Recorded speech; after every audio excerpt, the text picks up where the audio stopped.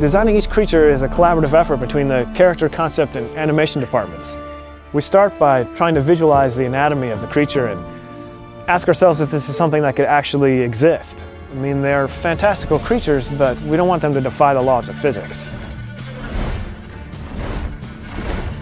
In order to become the best monster hunter, you must first learn how to understand your foes. Books and essays usually give you the information you need, where they can be found, their attack pattern, and what they fear. And it is your job to figure out the best way to kill them. Geralt has a lot of tools available at his disposal for fighting enemies in The Witcher 3. His steel sword, for instance, is used primarily for fighting human opponents, and his silver sword, which he uses for fighting monsters.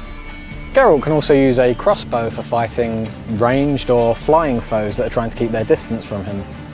Crossbow is also very useful for fighting underwater against swimming monsters, such as the Siren. Harpies are vile feather creatures that fly around you and circle you. Now the only way to deal with them is first to bring them down. And that's where your art spell comes in handy.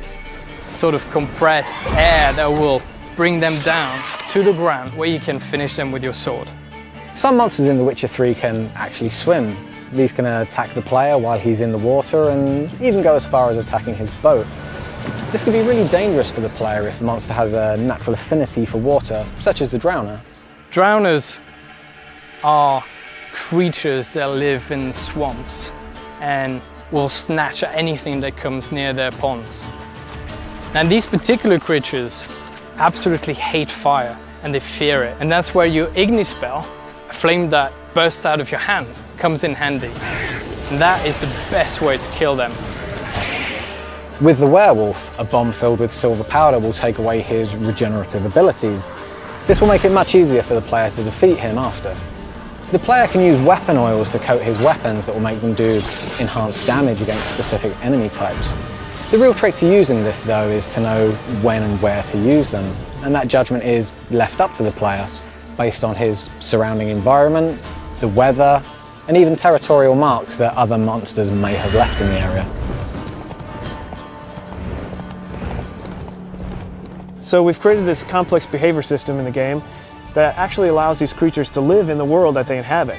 They're never just going to spawn in front of you artificially, and they don't just interact with the player. They interact with each other and with NPCs.